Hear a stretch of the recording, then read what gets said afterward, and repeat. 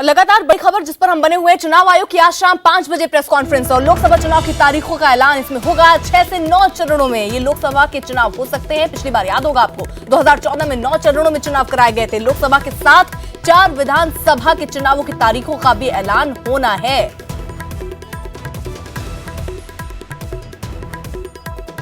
आज की सबसे बड़ी खबर, देश की सबसे बड़ी खबर जिस पर सबकी नजर बनी हुई है। कुछ घंटों का इंतजार, आज शाम 5 बजे चुनाव आयोग की प्रेस कॉन्फ्रेंस होनी है और शंखनाद होगा किसका? लोकसभा चुनाव का। जी हां, इस प्रेस कॉन्फ्रेंस में लोकसभा चुनाव की तारीखों का ऐलान हो सकता है। माना यह जा रहा है कि लोकसभा चुनाव 6 से 9 चरणों में हो सकते हैं। पिछली बार आपको याद होगा 2014 में 9 चरणों में चुनाव कराए गए थे। इंतजार बड़ा लंबा हुआ, लेकिन सस्पेंस अब खत्म होता हुआ नजर आ रहा है। लोकसभा के साथ 4 राज्यों में विधानसभा की चुनाव की तारीखों का भी ऐलान होना है। जबरदस्त हलचल मची हुई है। न्यूज 18 इंडिया के रिपोर्टर्स ग्राउंड जीरो से एक-एक हलचल पर नजर बनाए हुए हैं। जल्दी से मैं आपको बता दूं, सियासी मेहमान हमारे साथ हैं। अब की बार किसकी सरकार? सबसे बड़ा दंगल। क्या मोदी फिर से 2014 वाला करिश्मा दोहरा पाएंगे या फिर बीजेपी का खेल बिगाड़ देंगे? राहुल गांधी महागठबंधन में है कितना दम? ये तमाम तरह के सवाल बने हुए हैं और मैं आपको बता दूं, यहाँ स्टूडियो में हमारे साथ खास मेहमान मौजूद है। बीजेपी से लगातार हरीश खुराना जी हमारे साथ बने हुए हैं। वरिष्ठ पत्रकार शेष नारायण सिंह हमारे साथ हैं। इसके साथ ही रामकृपाल सिंह हमारे साथ जुड़े हुए हैं। सबके मन में यही सवाल है कि इस बार देश की जनता सबसे बड़े दंगल में सबसे बड़ा नायक किसको बनाती है? और इसके साथ ही कांग्रेस पार्टी से मीम अफजल साहब लगातार हमारे साथ बने हुए हैं। बीजेपी और कांग्रेस में किस तरह की हलचल है, किसकी कितनी तैयारी है? कम से कम चुनाव आयोग आज तारीखों और चरणों पर से तस्वीर पूरी तरह से साफ कर देगा। जल्दी से मैं रुक करना चाहूंगी कांग्रेस दफ्तर से हमारे संवाददाता अरुण सिंह हमारे साथ जुड़े हुए हैं। अरुण, सबको इंतजार है शाम 5 बजे, घड़ी पर नजर सबकी बनी हुई है, पल पल इंतजार कम होता हुआ। कांग्रेस के खेमे से किस तरह की खबरें आ रही हैं? चुनाव आयोग को लगातार कांग्रेस पार्टी ने अपने निशाने पर लिया, पर आज तो डी डे है। आज चुनाव आयोग को अपनी तारीखों का ऐलान करना है। कांग्रेस कितनी तैयार, क्या जानकारी आपको मिल रही है?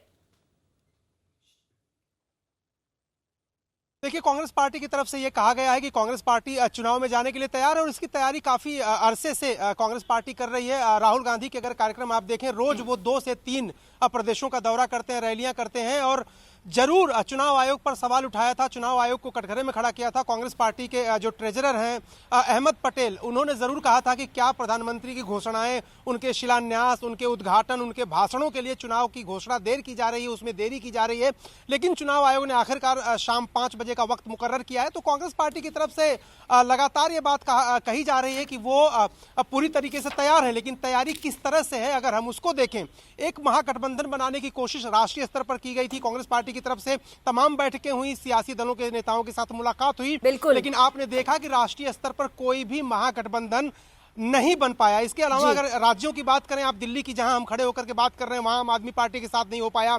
उत्तर प्रदेश में समाजवादी पार्टी, बीएसपी और राष्ट्रीय लोकदल का गठबंधन हुआ, वहां पर कांग्रेस पार्टी की भूमिका स्पष्ट नहीं है। पश्चिम बंगाल अगर आप चले जाएं तो वहां पर भूमिका तैयारी का दम भर रही है। जो मोदी से लोहा लेना चाहते हैं वो कांग्रेस पार्टी से पूछ रहे हैं कि कांग्रेस अपना बड़ा दिल कब दिखाएगी। देखिए, लगातार बड़ी तस्वीर हम आपको अपने सामने भी दिखा रहे हैं, किस तरह से लोकसभा की जो मौजूदा स्थिति है, किस तरह से 543 सीटों में से अब भी एनडीए पूरी तरह से भारी है।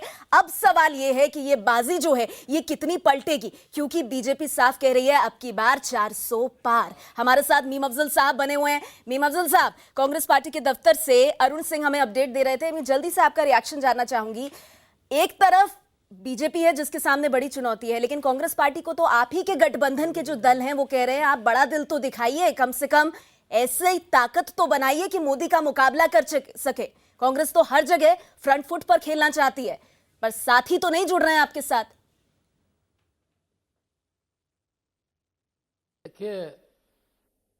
देखिए, हम फ्रंट फुट पर बिल्कुल नहीं खेलना चाहते हैं। राहुल जी ने बहुत पहले ही कहा था कि हमें कोई कुर्बानी भी देनी पड़ेगी तो देंगे, और हमने उसका ध्यान रखा। अब ये अलग बात है कि अभी उत्तर प्रदेश के अंदर आपने देखा कि हमने पूरी कोशिश की, लेकिन 2 पार्टियां जो थीं उसके अंदर एक पार्टी शायद तैयार थी, एक तैयार नहीं थी। मैं ऑफिशियली इसकी पुष्टि नहीं कर रहा हूं, लेकिन मैं सिर्फ इतना ही कहना चाहता हूं कि हमारे रास्ते अलग अलग जरूर हैं, मंजिल सबकी एक ही है। पर मीम साहब, आपके जवाब से हरीश खुराना जी के चेहरे पर मुस्कान आ गई है।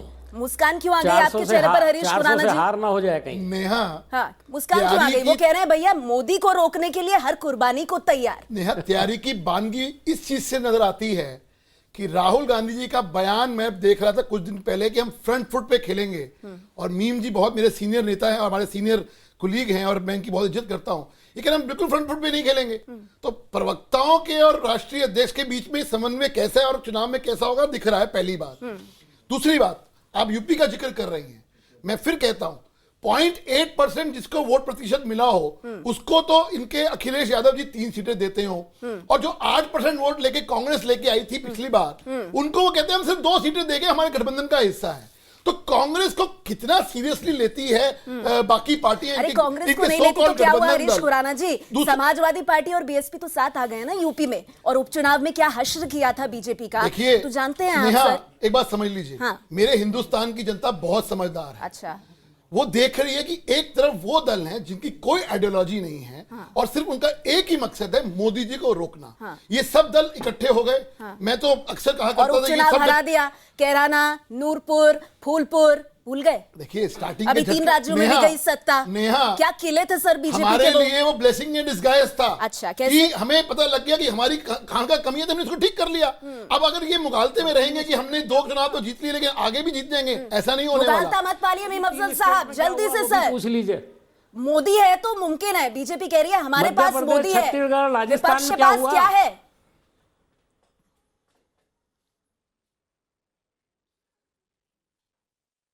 हमारे पास जनता है। अच्छा, प्रधानमंत्री का जनता कैंडिडेट मोदी जी कौन के होगा साथ ये थी, तो आज बता वो दो हमारे साथ है। मीम भाई। और आने वाले वक्त में आप देखिएगा, मीम भाई ये तो बता दो प्रधानमंत्री का कैंडिडेट कौन होगा? राहुल जी होंगे, ममता जी होंगी, मायावती जी होंगी, अखिलेश जी होंगे, मैं आपको एक बात शरद पवार जी कहना होंगे, चाहता कौन हूं। होगा ये तो बता ठीक है, दो। 2014 में इन्होंने एक बहुत बड़ा नारा लगाया था, हाँ, कांग्रेस मुक्त भारत। हाँ, कांग्रेस मुक्त भारत, इनसे पूछिए वो नारा कहां गया। हाँ। आज अगर कोई मुकाबला कर रहा है इनसे तो कांग्रेस कर रही है, राहुल गांधी जी कर रहे हैं। अच्छा। ये पूरा देश मानता है, हाँ। ये सारा मीडिया मानता है हाँ। कि रामकृपाल जी, आप मानते हैं इस बात को? आज राहुल गांधी ही अकेले मैदान में मोदी का मुकाबला कर रहे हैं, नारे दे रहे हैं, चौकीदार चोर है। फ्रंट फुट पर खेलेंगे। हमारा मीम मकसद साहब था जल्दी से, आपके खिलाफ मैं हम जानना फ्रंट चाहती फुट हूँ, पर रहेंगे रामकृपाल और जी रहे। वरिष्ठ पत्रकार के साथ साथ इस देश के एक नागरिक भी हैं, जरा उनसे भी तो जानते हैं क्या वाकई में राहुल मुकाबला कर रहे हैं मोदी का, या उनको बाकी दलों की जरूरत पड़ रही है अपनी गाड़ी को आगे खींचने के लिए? संक्षेप में रामकृपाल जी। मीम साहब जो बात कह रहे हैं, मुझे बड़ी खुशी होती अगर ऐसा होता, क्योंकि मैं भारतीय लोकतंत्र के लिए, इतने बड़े लोकतंत्र के लिए मानता हूं कि कोई 2 राष्ट्रीय पार्टियां अगर फ्रंट फुट पे खेलें तो ये लोकतंत्र के लिए अच्छा है। हाँ। लेकिन स्थिति बिल्कुल दूसरी है। जहां भी समझौते की बात चल रही है, देखिए इसके पहले बाकी छोटे दल आपकी बैसाखी होते थे, उल्टा हो गया है। इस बार छोटे दल कांग्रेस को बैसाखी बना रहे हैं। बहुत बड़ी बात आप कह रहे हैं सर। ये इसी दुखती पर रंग है। मैं इस पर आगे आऊंगी, और क्योंकि मेरे साथ एक और वरिष्ठ पत्रकार शेष नारायण जी मौजूद हैं और बड़ा लंबा अनुभव है उन्हें सियासी राजनीति को, जो राजनीति है, जो सियासत है, उसको करीब से देखने का। मैं आपके पास आऊं उससे पहले जल्दी से अपने रिपोर्टर्स का हम रुख करना चाहेंगे। हमारे साथ लगातार दिल्ली से बने हुए हैं विक्रांत यादव, बीजेपी दफ्तर से बने हुए हैं हमारे साथ। विक्रांत, आपसे जानना चाहूंगी, बीजेपी के खेमे में किस तरह की तस्वीर इस वक्त दिख रही है? देश को ऐसा लग रहा है कि ये चुनाव जो है ये मोदी वर्सेस ऑल हो गया है, और सबके मन में सवाल यह है कि क्या अब की बार फिर से मोदी सरकार संभव हो पाएगा? देखिए नेहा, चुनाव से पहले का जो समय होता है और अब चूंकि चुनाव की घोषणा हो जाएगी तो बेहद ही महत्वपूर्ण समय है, और इस समय की सबसे बड़ी चीज़ होती है कि चुनाव का नैरेटिव कौन सेट करता है, चुनाव का एजेंडा कौन सेट करता है। डीमोनेटाइजेशन इस देश में हुआ, नोटबंदी हुआ, बेरोजगारी एक बड़ा मुद्दा रहा, किसानों की समस्याएं एक बड़ा मुद्दा रहा, विपक्ष इस पर सरकार को घेरती रही। लेकिन अब जब चुनाव सामने दिखाई दे रहा है तो ये मुद्दे गौन हो गए हैं। राष्ट्रवाद का मुद्दा बड़ा होकर के जिस एजेंडे, जिस नैरेटिव पर बीजेपी ले आना चाहती है चुनाव को, उसी एजेंडे पर ये चुनाव जा रहा है, और विपक्ष जिन मुद्दों पर ले आना चाहती थी उन मुद्दों पर नहीं ले जा पा रही है। राफेल के मामले पर हम देख रहे हैं कि लगातार कांग्रेस अध्यक्ष राहुल गांधी प्रेस वार्ता कर रहे हैं, लेकिन क्या राफेल के मुद्दे को जनता के बीच वो उतनी सफलता से पहुंचा पाए हैं? ये सब ऐसी चीजें हैं कि नैरेटिव एजेंडा, क्या एयर स्ट्राइक भारी पड़ गई है बाकी तमाम मुद्दों पर? यह सवाल बना हुआ है। विक्रांत, आप लगातार मेरे साथ बने रहिए। इस बीच मैं आपको बता दूं, क्योंकि तमाम खास मेहमान हमारे साथ हैं, विज्ञान भवन से नीरज कुमार पर्पल की एक्टिविटी और गतिविधि पर नजर बनाए हुए हैं, क्योंकि शाम 5 बजे पूरे देश की नजर होने वाली है जो प्रेस कॉन्फ्रेंस होगी चुनाव आयोग की। पूरे देश में लोकसभा चुनाव की तस्वीर तारीखों के रूप में साफ हो जाएगी। एक और खास मेहमान प्रेम शुक्ला जी, बीजेपी से राष्ट्रीय प्रवक्ता, हमारे साथ जुड़ गए। प्रेम जी, मैं आपका रुख करूंगी, लेकिन उससे पहले जल्दी से नीरज आपके पास आना चाहूंगी। शाम 5 बजे का सबको इंतजार है, इस वक्त ताजा अपडेट आप हमें विज्ञान भवन से क्या दे सकते हैं, क्योंकि आज हर कोई चुनाव आयोग को सुनना चाहता है। बिल्कुल, जिसका सबको इंतजार था नेहा, काफ़ी दिनों से वो तारीख आज आ गई है और आज वक्त मुकर्रर किया है चुनाव आयोग ने 5 बजे का। लेकिन माहौल दिखाना चाहूँगा विज्ञान भवन के बाहर क्या माहौल है नेहा। अभी 2 घंटे का वक्त बाकी है चुनाव की घोषणा में, लेकिन अपने कैमरा पर्सन नीरज तिवारी से अनुरोध करेंगे कि पूरा विज्ञान भवन के बाहर का नज़ारा दिखाएं। मीडिया कर्मी लगातार इकट्ठा हो गए हैं और अभी 2 घंटे बाकी हैं। सैकड़ों की तादाद में मीडिया कर्मी यहाँ मौजूद हैं और पल पल की अपडेट दे रहे हैं। लेकिन अगर बात करें चुनाव कितने चरणों में होगा, तमाम देश भर के लोगों की नजरें हैं, तमाम राजनीतिक दलों की नजरें हैं। 6 से 9 चरण का विकल्प चुनाव आयोग ने तैयार किया था। इस बात की उम्मीद अधिक है कि 2014 के मॉडल पे जो चुनाव कराया था चुनाव आयोग ने, यानी 9 चरणों में, जिसमें 3 चरण बहुत छोटे छोटे थे, 6 चरण बड़े थे, तो उसी तरह के मॉडल की उम्मीद है। हो सकता है कि 7 से 9 चरण के बीच किसी एक चरण में चुनाव इस बार होगा। 10 अप्रैल के आसपास जो है पहले मतदान की तारीख होगी। बड़े राज्य जो हैं उत्तर प्रदेश, पश्चिम बंगाल, बिहार, जम्मू और कश्मीर, वहाँ 5 से 7 चरण में चुनाव होंगे।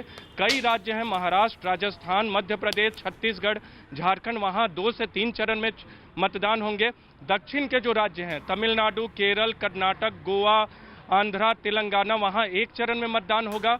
और बाकी जो उत्तर पूर्व के राज्य हैं, अगर असम को छोड़ दे तो असम में 2 से 3 चरणों में मतदान होगा।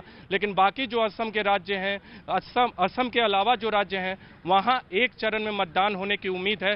हो सकता है कि नागालैंड या दूसरे किसी राज्य में 1 से 2 चरण में मतदान हो। लेकिन आज की सबसे बड़ी खबर जिस पे सबकी नजरें हैं, 5 बजे जो है चुनाव आयोग चुनाव तारीखों का ऐलान करेगा और इस बात की उम्मीद है कि 6 से 9 चरणों में से कोई एक विकल्प को चुने। लेकिन अगर मेरी माने तो 7 से 9 चरणों के बीच 6 से 9 चरण की बात हो रही है, लेकिन हो सकता है कि 7 से 8 चरण हो जिसमें लोकसभा का ये चुनाव हो। तारीखों का बड़े लंबे समय से इंतजार किया जा रहा था। एक बार फिर से न्यूज 18 इंडिया पर इस वक्त की सबसे बड़ी खबर हम आपको दे दें। तकरीबन 2 घंटे का इंतजार, दोपहर के 3 बज रहे हैं और आज शाम 5 बजे इस देश की नजर जिस सबसे बड़ी खबर पर होगी उसकी पल पल की जानकारी और नॉन स्टॉप कवरेज आप देख रहे हैं न्यूज 18 इंडिया पर, जब पूरे देश भर के लोकसभा चुनाव 2019 के रण की तारीखों का आज ऐलान करेगा चुनाव आयोग। लगातार तमाम खास मेहमान हमारे साथ बने हुए हैं। इस बीच में आपको बता दूं, बीजेपी से प्रेम शुक्ला जी हमारे साथ हैं, तो हमारे न्यूज 18 इंडिया के पॉलिटिकल एडिटर अमिताभ सिन्हा जी भी न्यूज रूम से हमारे साथ जुड़ गए हैं। लेकिन जल्दी से सबसे पहले प्रेम शुक्ला जी आपके पास आना चाहूंगी। 2014 में एक नारा चला था, अच्छे दिन आने वाले हैं, अब की बार मोदी सरकार। लेकिन अब विपक्ष कह रहा है कि मामला इतना आसान नहीं है मोदी जी के लिए, क्योंकि ये मोदी वर्सेस ऑल है। तब सब अलग अलग लड़े थे और अब सबको पता है कि वो साथ आएंगे तो फिर वो दम दे पाएंगे मोदी के सामने। ऐसे में कैसे बनेगी फिर से मोदी सरकार, ये विपक्ष पूछ रहा है। अब की बार फिर मोदी सरकार बनेगी और ज्यादा सीटों के साथ बनेगी। अब की बार 400 पार है, क्योंकि विपक्ष ने जिस तरह से 5 सालों में लगातार विपक्ष को जो सकारात्मक मुद्दे उठाने चाहिए थे, जिस तरह से संवैधानिक संस्थानों पर प्रश्न उठाया है, जिस तरह से मोदी जी के नेतृत्व में देश का विकास हुआ है, सामान्य व्यक्ति के जीवन में गुणात्मक परिवर्तन आया है, जिस तरह से भारत के पराक्रम को दुनिया ने माना है, जिस तरह से भारत की साख बढ़ी है, जिस तरह से गरीब आदमी के घर में जो है एलपीजी सिलेंडर पहुंचा है, जिस तरह से आयुष्मान भारत के माध्यम से गरीब आदमी को स्वास्थ्य सुरक्षा मिली है, स्वाभाविक तौर पर मोदी जी को, भाई 2014 के पहले भी तो सारे लोग कह रहे थे कि मोदी जी तो प्रधानमंत्री बनेंगे ही नहीं। प्रेम शुक्ला जी ये बताइए, अभी जो 3 राज्य आपके हाथ से निकल गए बीजेपी के, छत्तीसगढ़, मध्य प्रदेश, राजस्थान, और जो यूपी में उपचुनाव में हार हुई, तब भी तो मोदी जी का काम लोगों के सामने था, तब भी तो मोदी योगी की जोड़ी थी। लेकिन हमने देखा कि उपचुनाव हो या फिर विधानसभा चुनाव, जनता ने नकारा है बीजेपी को। लोकसभा में क्या बदल जाएगा, क्या ट्रम्प कार्ड है बीजेपी के पास जो लोकसभा में परिवर्तन हो जाएगा? नेहा जी, जब आप ये प्रश्न पूछती तो इस बात को आप बहुत सुविधाजनक ढंग से भुला देती हैं कि 2014 हमारे पास 6 राज्यों में हमारी सरकार थी। मोदी जी के नेतृत्व में 16 राज्यों में सरकार आई है। जो 10 राज्यों में जो हमारी सरकार आई है वो किसके काम पर आई है? क्या मोदी जी के नेतृत्व पर जबरदस्त मुहर नहीं है? और आप जिन 3 राज्यों का जिक्र कर रही हैं, उन दोनों राज्यों में भी आप देखिए भारतीय जनता पार्टी का मत प्रतिशत उनसे अधिक है और सिर्फ नोटा के कारण मध्य प्रदेश आप जीत पाए हैं। और उसके बाद आपने जो प्रेम झूठे साहब, वादे किए, एक के बाद एक जो निशाने हैं ये आपके विपक्ष की तरफ डायरेक्टेड है। जैसे ही विपक्ष के नेता मेरे साथ जुड़ते हैं, कांग्रेस पार्टी के नेता जुड़ने वाले हैं। प्रेम शुक्ला जी, ये सारे सवाल मैं उनके पास ले जाऊंगी, लेकिन आपकी बात पर जल्दी से एक प्रतिक्रिया मैं आपकी चाहती हूँ। शेष नारायण जी, क्या वाकई में 2019 में भी मोदी सब पर भारी है या राह थोड़ी मुश्किल है? नहीं, मोदी ने, देखिए एक बड़ी दिलचस्प भाई आपने बात पूछी, आपके पास उनके पास मोदी हैं, कांग्रेस के पास क्या है? तो कांग्रेस के पास भी मोदी ही हैं। अब वो मोदी की अच्छाइयाँ गिनाएंगे बीजेपी वाले और कांग्रेस वाले बताएंगे कि साहब ये 2014 में जो उन्होंने किया नहीं कर पाए। लेकिन मोदी ने बहुत स्मार्टली जो उनकी कमियां थी, अच्छाइयाँ उज्ज्वला है और दुनिया भर की चीज़ें हैं, वो सारी पॉजिटिव चीज़ें हैं, जो घर मिले हैं, टॉयलेट बने हैं गाँव में, वो पॉजिटिव चीज़ों में उन्होंने ये नेशनलिज्म, कोई मुद्दा बचा ही नहीं दूसरी तरफ। उस बाकी जातियों के बंधन को जब तोड़ दिया 2014 में, याद करो कि उन्होंने कहा हम सबको नौकरी देंगे, चाहे जिस जाति का, सबका साथ सबका विकास। तो जाति और धर्म का बंधन टूटा तो फिर सब मोदी के साथ हो गए। अब की मोदी के साथ लोगों का ये था कि नहीं होंगे, तो उन्होंने कहा लो ये हमने नेशनलिज्म वाला चला दिया। तो ये जो राष्ट्रवाद को उन्होंने एजेंडा बना दिया है, बाकी लोग मोदी के बयानों पर रिएक्ट कर रहे हैं। ये लोग अपने मुद्दों को भूल के उन्हीं को, भाई अगर आप मोदी जी जल में बैठ के, नदी में बैठ के इनको ललकार रहे हैं, आज भी मोदी सेट कर रहे हैं, आप ये कह रहे हैं शेष नारायण। और ये लोग उस पर प्रतिक्रिया दे रहे हैं। जल्दी से इस पर एक कमेंट आपका भी चाहूंगी मैं, अमिताभ जी। क्या वाकई में आज की तारीख में मोदी ही एजेंडा सेट कर रहे हैं, या राष्ट्रवाद का अभी जो एक वातावरण पूरे देश में भरा हुआ है, बना हुआ है, उसकी काट एसपी बीएसपी के पास है? क्योंकि देखिए एक आंकड़ा है कि अगर ये एसपी और बीएसपी, अमिताभ जी, और ये हमारे दर्शकों के लिए भी है, एसपी बीएसपी अगर साथ मिलकर लड़ते 2014 में, तो 80 में से 41 सीटें उनकी झोली में आ सकती थी, तब बीजेपी 35 पर सिमट जाती। क्या एसपी बीएसपी मोदी के करिश्मे को काट सकता है या मोदी अब भी भारी है? अमिताभ जी, देखिए, 2 चीज़ें साफ है। इस बार जो चुनाव होने वाला है उसमें तड़का तो विकास का ही होगा, लेकिन उसमें राष्ट्रवाद का छौंक लग गया। अगर शुद्ध हिंदी में अपने पूर्वांचल की भाषा में बात करें, शेष सर इससे सहमत भी होंगे। 2014 में भी मोदी बनाम अन्य था, गुजरात के तमाम चुनाव को देखें तो मोदी बनाम अन्य था, 2019 भी मोदी बनाम अन्य हो गया है। अगर जनता उस तराजू पे आंकती है मोदी बनाम अन्य, तो जाहिर तौर पर मोदी का पलड़ा ही भारी होगा, क्योंकि जो विकास की योजनाएं थी, जो उज्ज्वला से लेकर तमाम योजनाएं, उनका लाभ जहां तक पहुंचा है, इनकी अपनी गणना है बीजेपी की कि कम से कम 22 करोड़ लाभार्थियों तक पहुंचा है। उन तक पहुंचने की बीजेपी की योजना है, जो पिछले 2 महीने से चल रही है। अगर इन 22 करोड़ लाभार्थियों के वोट भी मिलते हैं तो बीजेपी को लग रहा है कि नैया पार हो ही जाएगी। नहीं, लेकिन अमिताभ जी एक बात, और उसके बाद मैं जल्दी से प्रेम शुक्ला जी आपके पास आना चाहूंगी। कांग्रेस के गेस्ट का हमें लगातार इंतजार है, लेकिन अमिताभ जी, एक नारा 1993 में जिस वक्त साथ में आए थे एसपी बीएसपी, पहली बार एक तरह से रोकने के लिए बीजेपी को, उस वक्त एक नारा चला था कि मिले मुलायम कांशीराम, हवा में उड़ गए जय श्री राम। अब एक बार फिर से 25 साल बाद वही कहानी दोहराई जा रही है। क्या उसका वैसा ही असर पड़ सकता है या अब हालात देश में पूरी तरह से बदल गए? अमिताभ जी, देखिए 2 चीजें हैं, जय श्री राम तो है ही, जय श्री राम के साथ साथ बर्बाद हो पाकिस्तान भी है। तो ये तमाम चीजें हैं, तभी मैंने बोला विकास का तड़का है लेकिन छौंक राष्ट्रवाद की है। जय श्री राम भी है, राष्ट्रवाद भी है। अगर ये तमाम चीजें देश की जनता के एक आखिरी व्यक्ति तक, कतार में खड़े आखिरी व्यक्ति तक घुसती हैं, तो शायद बीजेपी का तो भला हो सकता है। लेकिन बीजेपी के नेता भी मानते हैं उत्तर प्रदेश में टक्कर कांटे की है। अब आगे आने वाले दिनों में देखते हैं कैसे ऊंट करोड़ बैठता है, लेकिन राष्ट्रवाद का मुद्दा जरूर भारी पड़ेगा। राष्ट्रवाद का मुद्दा काफी भारी है। प्रेम शुक्ला जी, चुनौती तो है, और आप क्योंकि राजनीति में लंबे वक्त से रहे हैं प्रेम शुक्ला जी, आपसे बेहतर कौन इस बात को जानता है कि उत्तर प्रदेश में मुकाबला अब टफ हो गया है। भले ही एसपी बीएसपी के अस्तित्व की लड़ाई हो, खुद को बचाने की लड़ाई लड़ रहे हैं, क्योंकि बीएसपी को 0 सीटें मिली थी, समाजवादी पार्टी को 5 सीटें मिली थी, बाकी लहर मोदी की चल गई थी, लेकिन अब दोनों साथ आ गए हैं। क्या इससे कड़ी चुनौती बीजेपी मोदी योगी के सामने यूपी में पेश हो जाती है? प्रेम शुक्ला जी, देखिए 2014 के चुनाव के पहले कौन कह रहा था कि मोदी जी के नेतृत्व में एनडीए को 73 सीटें मिलेंगी, और कौन कह रहा था कि 2017 के चुनाव में भारतीय जनता पार्टी को 300 से अधिक सीटें मिल जाएंगी। जब हम लोग दावा करते थे तो यही स्टूडियो में बैठ के विशेषज्ञ भी हमारा मखौल उड़ाते थे और विरोधी तो स्वाभाविक तौर पर हमारे विरोध में बात करेंगे। जिस तरह से उत्तर प्रदेश में सामान्य लोगों के जीवन में गुणात्मक परिवर्तन आया है, और आज की सपा क्या मुलायम सिंह यादव वाली 1993 की सपा है? वो अखिलेश सिंह यादव की सपा है, जिस पर मुझे नहीं लगता है कि उनका अपना परिवार भी उनके साथ एकीकृत है। शिवपाल सिंह यादव उनके खिलाफ है स्वाभाविक तौर पर। उसी तरह से मायावती क्या कांशीराम है 1993 वाली? क्या वो जातियों का बेस उनके पास है? उनको लोगों ने टेस्ट कर लिया और टेस्ट करने के बाद फेल कर दिया है कि मायावती दलित की बेटी नहीं, अब दौलत की बेटी साबित है। शेष नारायण जी, जल्दी से आपकी टिप्पणी इस पर चाहूंगी। ना मायावती की वो तस्वीर है, ना अखिलेश यादव उस तरह की कमांड रखते हैं जैसे मुलायम सिंह यादव रखा करते थे 90 के दशक में। इसीलिए ये कतई आसान नहीं होने वाला मोदी का मुकाबला करना एसपी बीएसपी के लिए।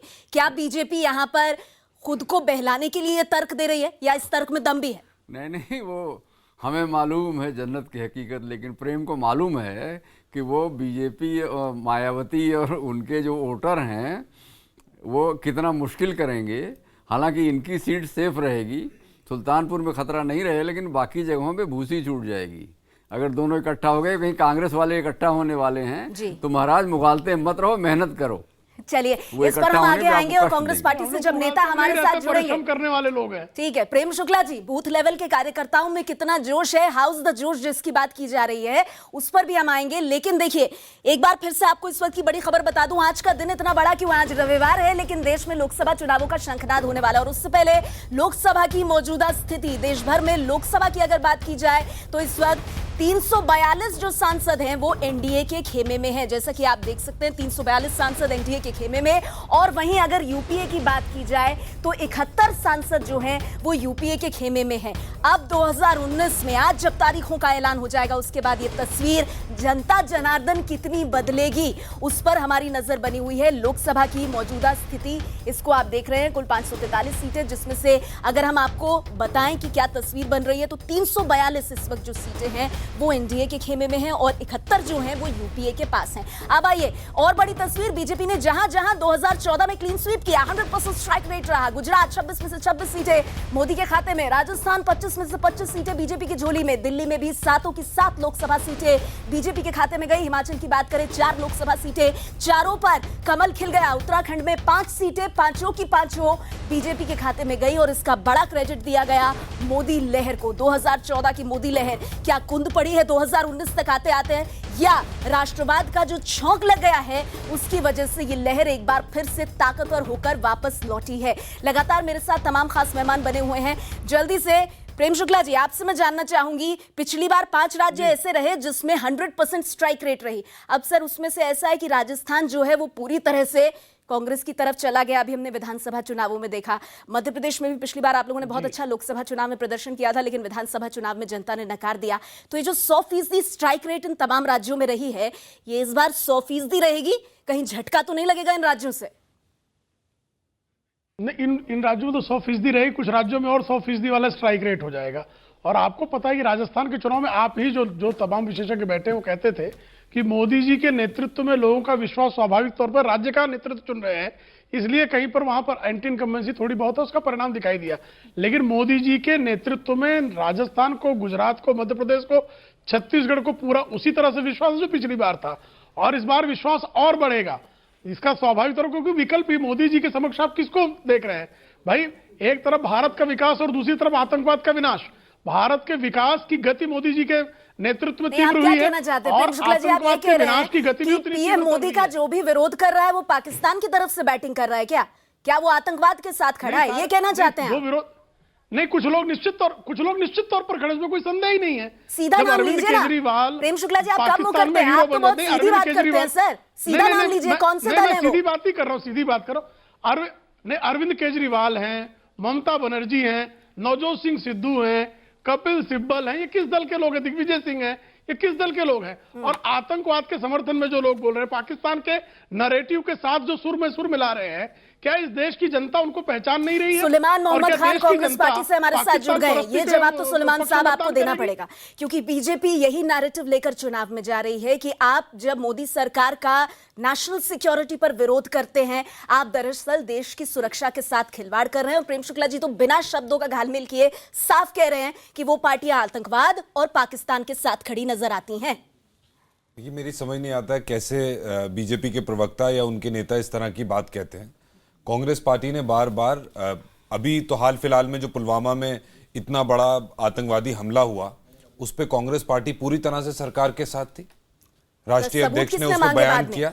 आपके राष्ट्रीय अध्यक्ष ने जो बात कही उसके बाद सबने लाइन में सबूत मांगने शुरू कर दिए। नहीं, हम अब मैं आपको उसके बीच की बात भी बता दूं, सबूत किसी ने नहीं मांगे, ना ही कांग्रेस पार्टी ने ऑफिशियली कोई ऐसी बात कही। हाँ, मैं ये आपको जरूर बता दूं कि 14 फरवरी को जब पुलवामा में इतना बड़ा आतंकवादी हमला हुआ तो नरेंद्र मोदी जी की और भाजपाओं के नेताओं की और इनके राष्ट्रीय अध्यक्ष की, नवजोत सिंह सिद्धू किस पार्टी से आते हैं? सुनिए सुलेमान जी स्पष्ट कर दीजिए ना, आप कह दीजिए दोनों हमारी पार्टी में नहीं है, मैं आगे बढ़ जाऊंगी सर। नहीं तो अब मेरी आप बात सुन ले, मैं आपको जवाब दे दूंगा। 17 फरवरी को अमित शाह जी ने असम में एक रैली करी और वहां कहा कि हम इसका जवाब देंगे क्योंकि ये यूपीए की तरह, कांग्रेस की तरह कमजोर सरकार नहीं है। मोदी जी लगातार चुनावी रैली करते रहे और इस राष्ट्रीय सुरक्षा के मामले को और फौज को, उनके ब्रेवरी को, उनकी बहादुरी को वो राजनीतिक तौर पे यूज करते रहे, उनकी सेक्रीफाइसेस को। प्रेम जी, हमने देखा लगातार रैली और कांग्रेस लोकसभा चुनाव में काम आएगी। कांग्रेस पार्टी सुलेमान जी कह रहे हैं आप लोगों ने राष्ट्रवाद पर सियासत की, ठीक है एक बात सुनिए ना सर, फिर तुरंत। 21 तारीख तक कांग्रेस पार्टी ने एक हफ्ते तक कोई नहीं राजनीतिक सभा करी। इवन 14 तारीख को प्रियंका जी की प्रेस कॉन्फ्रेंस थी लखनऊ में, हमने वो कैंसिल करी। 28 तारीख को हमारी सीडब्ल्यूसी की मीटिंग थी गुजरात में, वो हमने कैंसिल करी। लेकिन मोदी जी की और भाजपाओं के नेताओं की राजनीतिक सभाएं और रैली चलती रही। सुलेमान जी फंस गई है कांग्रेस। मोदी ने राष्ट्रवाद का एजेंडा सेट किया और आप लोगों ने सबूत मांगना शुरू कर दिया। क्यों गए उस फील्ड में सर, क्यों गए? छोड़ देते सर। आप बात नहीं, मैं तो सवाल पूछ रही हूं। मैं आपसे ये कहना चाहता हूं हाँ। कि इतनी इन्हें तकलीफ थी, लगातार राजनीतिक रैली करते रहे मोदी जी, अमित शाह जी। कांग्रेस पार्टी ने 28 तारीख को भी अपनी सीडब्ल्यूसी की मीटिंग कैंसिल करी। 21 तारीख तक कोई राजनीतिक सभा नहीं करी और गम मनाया इसका, और ये कहा बार बार हम सरकार के साथ हैं। हम कहां से फंस गए भाई? आप तो आतंकवादियों के समर्थन में खड़े। और जहां तक बात है सबूत की, आपको सबूत का जवाब दे दूं। आप शायद भूल गई किसने कहा? इंडियन एयरफोर्स के चीफ धनाव साहब ने कहा हमारे पास नंबर्स नहीं है। एसएस अहलुवालिया जो यूनियन मिनिस्टर है भाजपा सरकार के, उन्होंने कहा हमें नहीं पता कितने टेररिस्ट मरे, लेकिन अमित शाह जी ने कहा कि 250 टेररिस्ट मरे। हम ये कहते हैं, अरे मैडम सुनिए तो, आप अगर हमें गुनाहगार कराना चाहती हैं तो वैसी कहती सुनिए मत।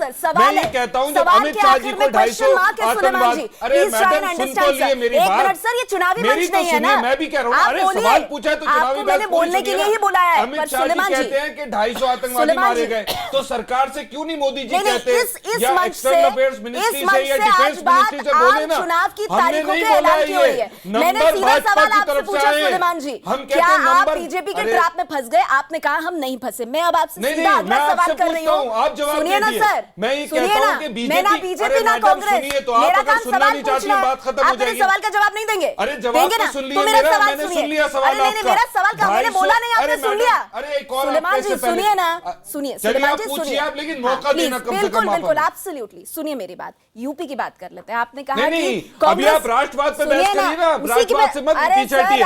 मेरा सवाल ये है भाजपा से भी और आपसे भी कि बीजेपी के लोग लगातार नंबर बता रहे हैं कि 300 मरे, 250 मरे। आप ही कह रहे थे ना सवाल खड़े करेंगे। हम ये कहते हैं कि सरकार के जितने भी ओहदेदारान हैं, चाहे मंत्री हो या फौज के हो, इंडियन एयरफोर्स के चीफ हो या और मुख्तलिफ लोग हो, मान लीजिए प्रधानमंत्री हो, वो क्यों नहीं बताते एक्चुअल नंबर? अगर सरकार के मंत्री सवाल उठा रहे हैं और बीजेपी के अध्यक्ष कहते हैं इतने नंबर है और मंत्री सवाल उठा रहे हैं अहलुवालिया जी, तो हम फंसे या भाजपा फंसी? ये सवाल है। ठीक है, मैं प्रेम शुक्ला से सवाल का जवाब जरूर लूंगी। अब आप मेरे सवाल का जवाब दीजिए। हम आज बात नहीं कर रहे हैं पुलवामा और उसके बाद एयर स्ट्राइक पर। ये मुद्दे क्योंकि रहने वाले हैं लोकसभा चुनाव के, इसीलिए इस पर चर्चा की सुलेमान जी। लेकिन इतना लंबा चौड़ा हमारे पास, आप भी समझते हैं, वक्त की कमी रहती है। मैं सीधे पॉइंट पर आ रही हूं। उत्तर प्रदेश जहां से होकर दिल्ली का रास्ता जाता है, यूपी में कांग्रेस पार्टी की स्थिति जो है वो लगातार खराब रही है, लेकिन प्रियंका गांधी को उतार करके आपने एक तुरुप का जो पत्ता है उसको सामने रखा है।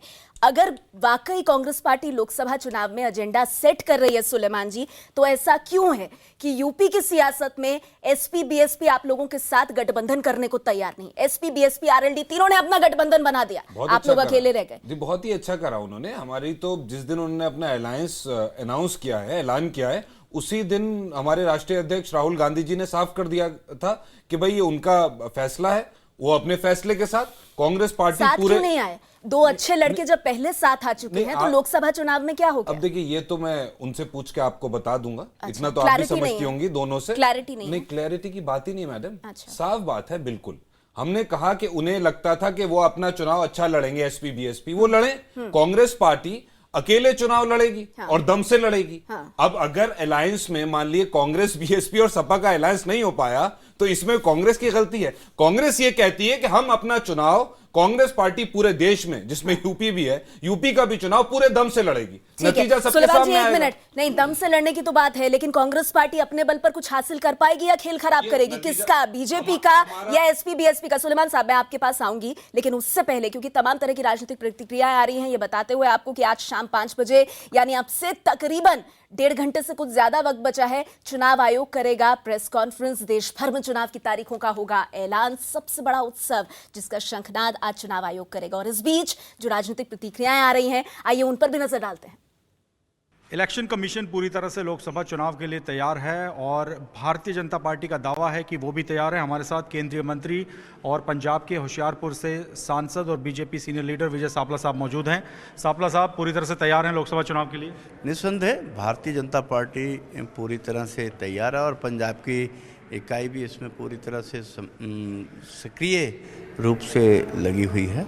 और हम ये कह सकते हैं कि पूरी तरह से हमारा कार्यकर्ता एकजुटता से इस चुनाव के लिए लगा हुआ है। और मैं तो ये कहूँगा कि पूरा देश आज मोदी जी के लिए तैयार है। पंजाब की 13 लोकसभा सीटें सर, अकाली बीजेपी गठबंधन को कितनी सीट आप देते हैं इस पर? अभी फिलहाल क्या हालात आप देख रहे हैं उसके बाद? हम तो सभी की सभी सीटें जीत रहे हैं कि पंजाब में लोग कांग्रेस को वोट दें तो क्यों दें। नहीं, कांग्रेस भी कह रही है कि हम मिशन 13 लेकर जा रहे हैं, पूरी 13 लोकसभा सीटें हमारे पास आ रही हैं। किस आधार पे वोट मांगते हैं? उनको तो वोट मांगने का अधिकार भी नहीं है, क्योंकि जिस तरह से उन्होंने वादे किए उनमें से एक भी पूरा नहीं किया। उनकी वादा पूरा करना तो बहुत दूर की, अभी तक किसी के वादे के ऊपर उन्होंने शुरुआत भी नहीं की। और लोग पूरी तरह से सुचेत हैं, उनको ये तय करना आता है आज कि वोट दें तो क्यों दें, क्योंकि लुभावने उन जो वादे थे उनको उन्होंने कांग्रेस के लुभावने वादों, सबजबाग के से जो परेशानी उठानी पड़ी है, भविष्य में वो सबजबाग में जो लुभावने सपने नहीं देखेंगे। तो विजय सापला जी, केंद्रीय मंत्री दावा कर रहे हैं कि पंजाब में बीजेपी अकाली गठबंधन पूरी तरह से स्ट्रॉन्ग है और पंजाब की तमाम 13 लोकसभा सीटों पर अकाली बीजेपी की जीत होगी। ये दावा पंजाब में बीजेपी के नेता कर रहे हैं। चंडीगढ़ से कैमरामैन चमन के साथ मोहित मल्होत्रा, न्यूज़ 18 इंडिया। चुनाव की घोषणा होने वाली है और हमारे साथ बात करने के लिए श्याम जाजू जी हैं, बीजेपी राष्ट्रीय उपाध्यक्ष। सर, 5 से 7 चरणों में चुनाव होंगे और किस तरीके से आप इस घोषणा को देखते हैं? प्रधानमंत्री नरेंद्र मोदी जी का पहला कार्यकाल पूरा होने के बाद आज स्वाभाविक रूप से अपेक्षित चुनाव की घोषणा के अपेक्षित है। भारत जैसे लोकतंत्र प्रधान देश में चुनाव ये एक उत्सव होता है। सभी पार्टियों को अपना एजेंडा रखकर लोगों से संवाद साधने का एक मौका मिलता है और देश की जनता उसमें जोर खरोश से पार्टिसिपेट कर कर अपना मत व्यक्त करती है। मुझे ऐसा लगता है कि लोकतंत्र प्रधान देश में इस प्रकार की घोषणा अपेक्षित है, वो आज से हो रही है। और चुनाव आयोग ने कई प्रकार के निर्देश दिए हैं और सख्त हिदायत दी है कि चाहे पुलवामा के बाद की कार्रवाई हो या फिर अन्य जो नियम के दायरे में चीजें होती हैं वही होनी चाहिए, उससे बढ़कर उससे आगे कोई चीजें नहीं होनी चाहिए, नियम का पालन करना चाहिए। भारतीय जनता पार्टी ये नियमों का पालन करने वाली, कानून का सम्मान करने वाली और गरिमामय पद, संवैधानिक पदों पर बैठे हुए लोगों के आदेशों का पालन करने वाली पार्टी है। तो चुनाव आयोग जो भी देश के वाइडर इंटरेस्ट में लेकर चुनाव ठीक कराने के लिए जो जो निर्देश देंगे, हमारे सभी उम्मीदवार, सभी कार्यकर्ता उसका पालन करेंगे। कहीं ना कहीं ये नहीं लगता है कि 5 से 7 चरण का जो चुनाव जिसकी घोषणा होने वाली है वो थोड़ा सा लंबा है, थोड़ा छोटी अवधि में चुनाव होता? चुनाव कैसे कंडक्ट किए जाए, कितने फेज में किए जाए और कैसे किए जाए, ये पूरा चुनाव आयोग का काम रहता है। ये पूरा इंडिपेंडेंट एजेंसी है, उसके काम में हम कुछ बोलना नहीं चाहेंगे। चुनाव आयोग जैसे भी करेगा उसको कोऑपरेट करना हमारा काम। कैमरा पर्सन रंजन चंद्रा के साथ अमित पांडे, दिल्ली, न्यूज 18 इंडिया। तो श्याम जाजू को आप सुन रहे थे। लगातार कांग्रेस और बीजेपी के खेमे से जो भी प्रतिक्रिया आ रही हैं हम आप तक पहुंचा रहे हैं, आपको ये बताते हुए कि आज शाम 5 बजे यानी 1.5 घंटे का वक्त बाकी और लोकसभा चुनाव के लिए आज रणभेरी बजा देगा चुनाव आयोग, ये बताते हुए कि कौन कौन से राज्यों में कितने चरणों में किस किस तारीख को होगा चुनाव। सवाल यह है 2014 की मोदी लहर अब की बार किसकी सरकार, क्या वो लहर कायम है या फिर विपक्ष जो महागठबंधन बनाकर मोदी से लोहा लेने का मन बना चुका है वो महागठबंधन, वो विपक्ष पड़ेगा भारी। लगातार तमाम खास मेहमान हमारे साथ बने हुए हैं और ग्राउंड जीरो से पल पल की जानकारी सभी रिपोर्टर्स हमारे पहुंचा रहे हैं, आप देख भी सकते हैं टीवी स्क्रीन पर। मैं एक बार रुक करना चाहूंगी हमारे पॉलिटिकल एडिटर अमिताभ जी का। अमिताभ, अभी आप कांग्रेस पार्टी के जो प्रवक्ता हैं सुलेमान जी उन्हें सुन रहे थे। इससे पहले जब हमारी बात हो रही थी आपने कहा कि जो विकास की बात थी उसमें राष्ट्रवाद का छौंका लगाकर प्रधानमंत्री मोदी ने एक तरह से एजेंडा सेट किया है 2019 के चुनाव का, या जो हवा राफेल और चौकीदार चोरे की तरफ जा रही थी उसको उन्होंने मोड़ दिया पूरी तरह से, राष्ट्रवाद बनाम बाकी सब कुछ। लेकिन सुलेमान इससे अग्री नहीं कर रहे हैं, वो कह रहे हैं हम कहां फंसे, हम तो सबूत भी मांग रहे हैं, तो जो सवाल नहीं सुलझे हैं उनका जवाब मांग रहे हैं, हम थोड़े ही फंसे, फंसी बीजेपी है। अब तो वक्त आ गया है नेहा, अब फैसला तो वोटर ही करेंगे, जनता करेगी, जनता के बीच में सबको कूदना है, अपना अपना पक्ष लेकर जाएं, जो जहां मजबूत होंगे वहां जीत कर आएंगे जिसको जीतना है। अब लेकिन सबसे बड़ी और अहम बात है कि हवा क्या होती है। 2014 में जो हवा थी इस बार नहीं थी। इस बार विकास के मुद्दे पर, चाहे मोदी सरकार के कामकाज के मुद्दे पर बीजेपी जनता के बीच जाना चाह रही थी। कुछ मुद्दे आए, कांग्रेस ने उठाए। 44 सीटों से कितनी बढ़ती है कांग्रेस, ये देखने वाली बात होगी। कई राज्यों में महागठबंधन बनाने की कोशिश हुई लेकिन वो सफल नहीं हो पा रही है। अगर आप देखें तो ममता बनर्जी तमाम कोशिशें कर रही हैं, चंद्रबाबू नायडू कोशिश करना है, उत्तर प्रदेश में कांग्रेस अलग चुनाव लड़ने की बात कर रही है। तो उत्तर प्रदेश की लड़ाई बड़े कांटे की है। ये हर कोई मानता है कि बीएसपी, एसपी और राष्ट्रीय लोकदल, इन तीनों पार्टियों का गठबंधन काफी मजबूत है, इनके पास वोट बैंक, वोट शेयर काफी ज्यादा है। लेकिन ये भी नहीं, अमिताभ जी कांग्रेस का नाम नहीं ले रहे हैं आप? कांग्रेस ने तो ऐलान कर ही दिया है कि अगर 2 सीटें छोड़ दी हैं तो हम उसी हिसाब से किसी राज्य में, कल ज्योतिरादित्य सिंधिया का बयान ले लीजिए, जब उन्होंने कहा कि कांग्रेस ने संकेत दिए कि महाराष्ट्र और बाकी राज्यों में 1-8 सीटें छोड़ सकते हैं अगर इन्होंने 2 सीटें छोड़ी हैं, तो जाहिर तौर पर एक सतही तौर पर कोशिश तो चल रही है, लेकिन जमीन के अंदर वो दिल मिले तब तो कोई बात आगे बढ़ेगी। अगर 37 सीटों पर अगर मायावती चुनाव लड़ रही है और 37 सीटों पर अगर अखिलेश अपने उम्मीदवार वापस ले रहे हैं, तो उन 37 सीटों पर दोनों पार्टियों कार्यकर्ता जो भी 2 दशकों से तलवार भांजते नजर आए एक दूसरे पर, वो कार्यकर्ता किस हद तक साथ जुड़ेंगे, ये बड़ा सवाल अपने आप में होगा। जल्दी से प्रेम शुक्ला जी, यूपी में जो चुनौती है वो किस तरह से है? एक तरफ एसपी बीएसपी का गठबंधन है, मायावती पहले ही कह चुकी हैं कि जिन सीटों पर समाजवादी पार्टी के उम्मीदवार लड़ रहे हैं वहां पर बीएसपी के कार्यकर्ता पूरा अपना जोर लगाएं। कांग्रेस पार्टी एक तरफ से एक और चुनौती पेश कर रही है। ऐसे में 2014 वाली स्थिति कहां रह गई बीजेपी के लिए, कहां रह गई मोदी योगी की जोड़ी के लिए? 2014 से बेहतर स्थिति हुई, कारण आपने देखी कि 2017 में लोग कह रहे थे कि 2 युवकों की जोड़ी मिलेगी और भारतीय जनता पार्टी को हरा देगी। स्थिति हुई 2 युवकों की जोड़ी मिली और साइकिल हाथ पर सवार और हाथ से साइकिल पंक्चर हो गई, 2 युवकों की जोड़ी हमेशा के लिए टूट गई। अब ये 2019 के चुनाव परिणामों के बाद हाथी और साइकिल की जोड़ी भी हमेशा के लिए टूट जाएगी, ये स्थिति आपको पैदा। कारण उसका ये है कि एक तरफ जो है वो विकासवाद है, दूसरी तरफ जातिवाद है, एक तरफ राष्ट्रवाद है, दूसरी तरफ आतंकवाद है। प्रियंका गांधी को कैसे भूल गए? ऐसी पार्टी थी समाज, हाथी याद रहा, साइकिल याद रहा, पंजा क्यों नहीं याद रहा प्रेम जी? नहीं, उसका कारण है कि बेचारे दया पर जी रहे हैं। अमेठी और रायबरेली भी सपा बसपा ने दया की है उनके ऊपर, ये हाल है भाई हम आपको छोड़ दे रहे हैं, आपके तो यूपी में जब जाएगी तो यही प्रचारित करेगी कि सिर्फ 2 सीटें छोड़ी हैं। जो उनको जो नैरेटिव सेट किया वो यही है। पार्टी इसी मुखालते में जी रही है तो वो खुश रहे इसमें। नहीं, पर इसमें मुगालता क्या है? नहीं, 2 ही तो सीटें बोला अखिलेश यादव ने, हमने 2 सीटें रखी तो हैं। आप कहते रहिए, जनता आपको जवाब देगी। कांग्रेस जब नतीजा आएंगे तब आपको एहसास होगा, तो यही अपनी रिकॉर्डिंग आप निकाल के देखना, और यूपी में नहीं पूरे देश में देखना। जो आप अभी कह रहे थे कि जिसमें आपने 5-0 मारा था, 5 स्टेट्स ऐसी थी, राजस्थान, गुजरात और मुख्तलिफ और स्टेट जहां पर आपकी सारी सीटें आप जीत गए थे और ज्यादा बढ़ेंगी, मुझे लगता है उसकी भी फिक्र करिए आप, और उत्तर प्रदेश की भी करिए। तो ये इन ख्वाबों में मत रहिए। लेकिन आप रायबरेली की फिक्र कर लीजिए। और शुक्ला जी, सवाल आपसे होंगे आज, खड़ा है रामकृपाल जी, 5 साल आपकी सरकार थी, आपको क्या देख रही है? मोदी क्या आज की तारीख में भी सब पर भारी पड़ रहे हैं, या मोदी के सामने आज की तारीख में सबसे बड़ी चुनौती कौन? देखिए, जीते या हारे मोदी, लेकिन भारी तो हैं।